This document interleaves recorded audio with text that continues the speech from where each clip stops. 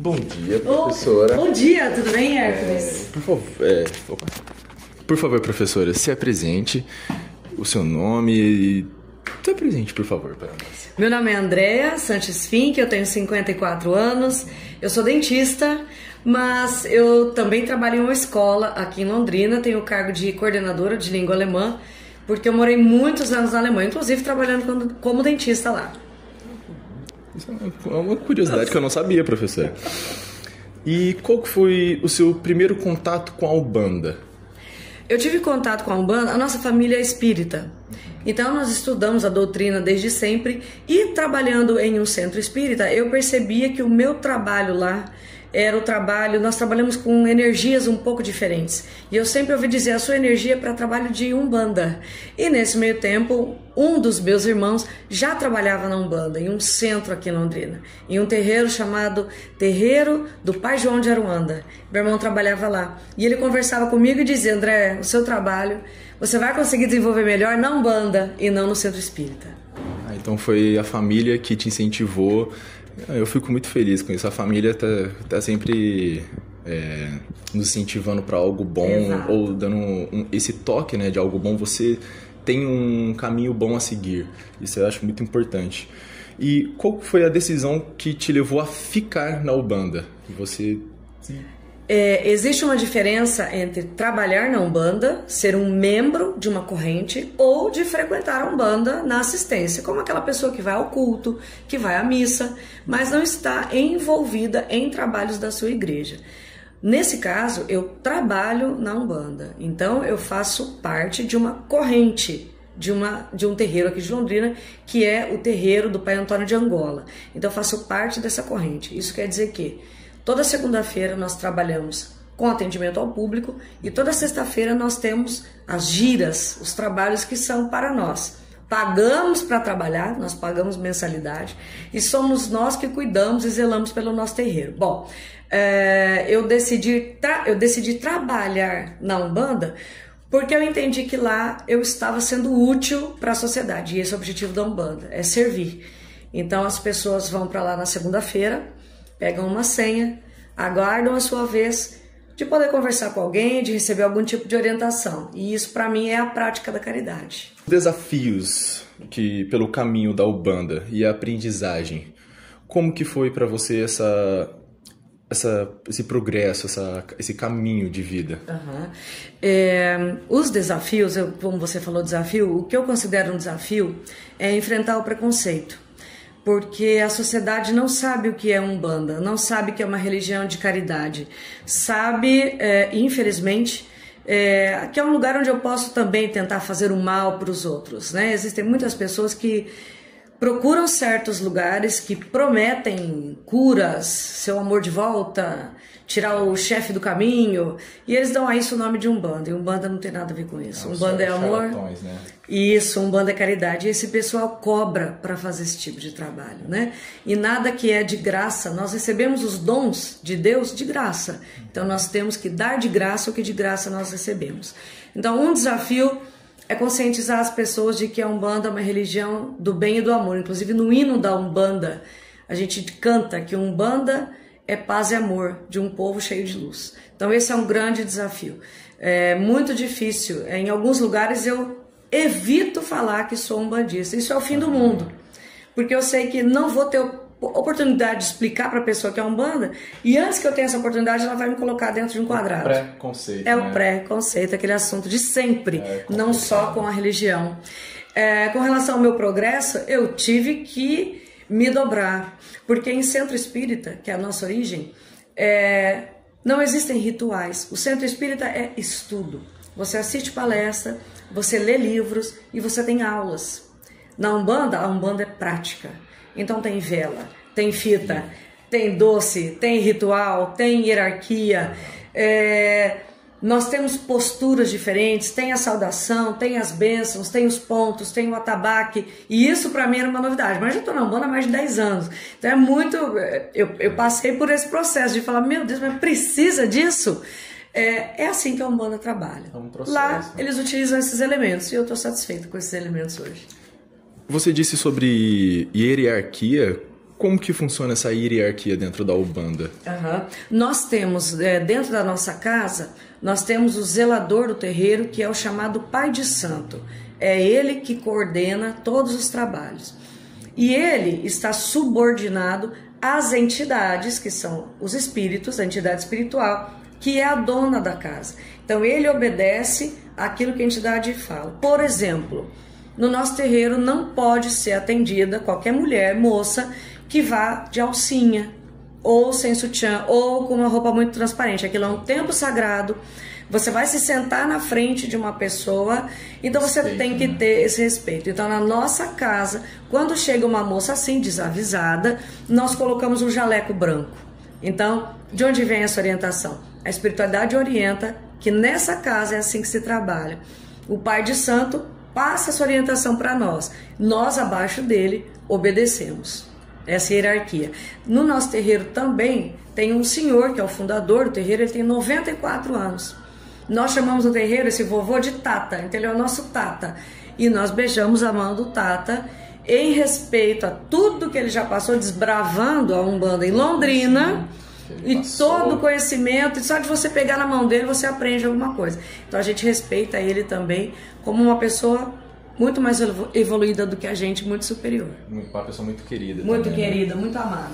E sobre as entidades, você comentou, como que funciona a classificações, ou qual que é o deus da Umbanda e quais são os deuses menores, por assim dizer? Pode me explicar um pouco? Sim, nós temos um só Deus, que é o Deus Pai, que é o Deus do evangélico, que é o Deus do católico. Nós somos monoteístas, nós acreditamos em um só Deus. Esse Deus é o Criador do mundo, o Criador da vida, o Criador do universo, de todos os planetas. Então isso não difere muito das outras religiões. Abaixo de Deus nós temos nosso Senhor Jesus Cristo. É isso que as pessoas não sabem, que a gente reza para Jesus Cristo. Inclusive a imagem que está no nosso altar, lá no alto, é a de Jesus Cristo. Abaixo de Jesus Cristo, Nossa Senhora Aparecida. Então, quando nós iniciamos os trabalhos, nós rezamos pedindo proteção para Deus, para Jesus e para Nossa Senhora. Depois disso, nós temos os santos da Igreja Católica. Entretanto, esses santos têm nomes de origem africana. Por quê? Quando os negros vieram escravizados da África e tinham as suas religiões lá, eles também rezavam para Deus e também rezavam para o que eles chamam de orixás. Tem aquele que é o da guerra, da luta, tem aquele que é da bonança, da fartura, tem aquele que é da justiça. Então cada orixá tem um nome. E quando eles vieram para o Brasil, eles não podiam utilizar esses nomes. Já eram perseguidos o suficiente pela sua condição de negro, escravo. Imagine professar a sua religião. Então eles tiveram a ideia de pegar santos da Igreja Católica e comparar esse santo aqui. Por exemplo, São Jorge da Igreja Católica, São Jorge Guerreiro. É o cara da espada, é o destemido, é aquele que quando tem um problema vai lá e resolve, nem que ele tenha que lutar. Esse corresponde ao nosso Ogum. Fizeram relações. Poder... Então o Ogum da Umbanda é o São Jorge da Igreja Católica. O São Jerônimo da Igreja Católica, aquele que ficou traduzindo a Bíblia, é o Xangô na Umbanda. Santa Bárbara da Católica é Iansã da Umbanda. E assim por diante. Então, nós não acreditamos em vários deuses, mas nos santos da Igreja Católica, com os nomes das entidades que eles representavam na África. No idioma Yorubá tem muito nome deles. O que mais você pode dizer para quem não conhece, para apresentar a Umbanda, se você fosse explicar em poucas palavras o que é a Umbanda para uma pessoa que não sabe o que é a Umbanda? Uma pessoa que nunca foi. Eu sugiro procurar um lugar sério, conhecido, tradicional, entrar e sentar. Porque para mim, não só a Umbanda, mas cada religião tem a ver com a personalidade da pessoa.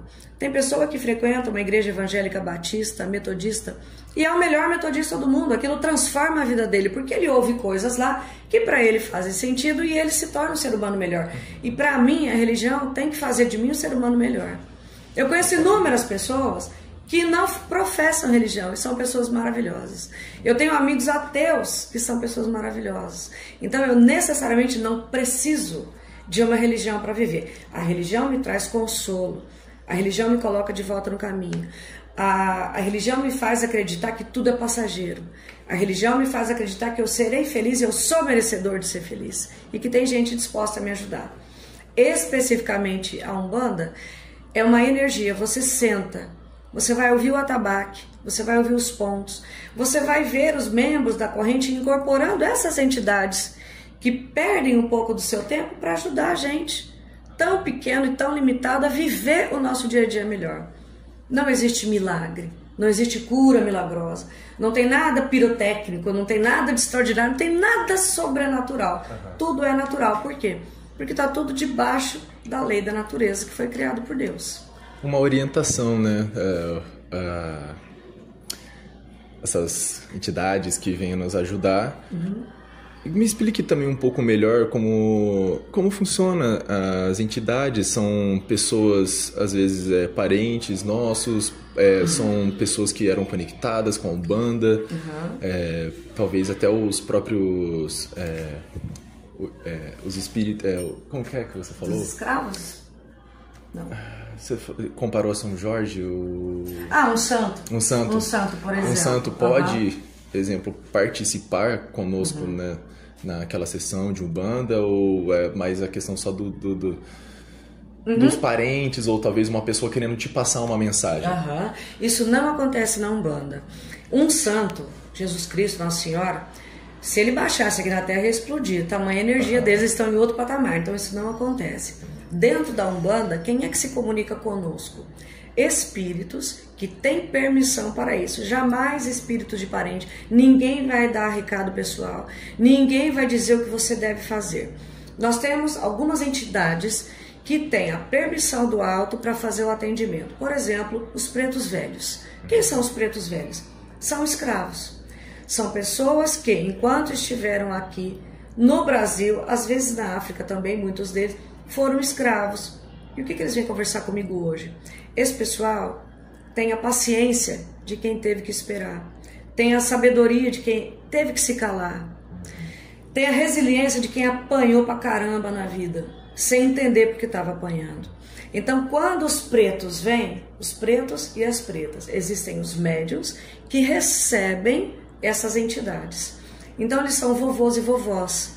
Então, imagina um vô querido, sábio, de tanto que apanhou na vida, que vai ouvir um problema que perto dele, do que ele passou, é um problema simples. E ele vai dizer: meu filho, o que você quer da sua vida? Você acha que esse caminho pode te ajudar? Então, essa é uma linha, a linha dos pretos velhos. São os vovôs e as vovós negros, ex-escravos. Hoje não são mais escravos.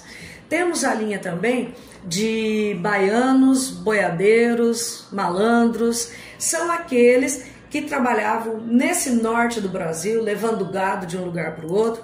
É aquele povo da Bahia, aquele povo do Nordeste, que era um povo muito devoto, mas não era escravo. Era aquele povo que passou fome, aquele povo que sofreu, mas tinha sua devoção. É aquele povo que fez muita coisa errada. É aquele povo que matou. É a turma do Lampião. Então tem esse grupo de pessoas também que, ao desencarnar, entendeu. Não é assim que funciona. Você não pode se vingar. Você não pode trair. Você não pode trair seus amigos, a sua família, o seu amor. E você tem que fazer a vontade de Deus. Então eles rezavam, mas viviam uma vida muito louca. Depois do desencarne, eles foram doutrinados, entenderam. E eles pediram: por favor, podemos descer para explicar essas coisas para esse povo. E eles vêm com roupagem, eles vêm, xingam a gente. Eles não perderam a essência deles, mas eles vêm para nos orientar. Essa é outra linha. O que importa é passar a mensagem, né? Com base no contexto, né, da pessoa, do que a pessoa viveu e tudo mais, né? Isso. É muito interessante. Principalmente de onde eles erraram. Porque nós somos humanos iguais. Então a gente comete os mesmos erros que esses outros. Quem já nunca tentou fazer justiça com as próprias mãos? Tentou não, pensou. E pensar é legítimo. Não, eu vou lá e vou fazer. Se você pensar, isso não é crime. Mas se você fizer, você vai assumir um compromisso para a sua vida. Para essa, para outra, sei lá o quê. E esse povo todo tem a permissão de Deus para nos orientar. Então, como que é essa pós-vida na visão da Umbanda? Sim, a visão da Umbanda é bem parecida com a visão espírita. O que o Espiritismo fala? Que a justiça de Deus, ela é demonstrada por meio do que se chama de pluralidade das existências. Então nós fomos criados espíritos puros, simples e ignorantes.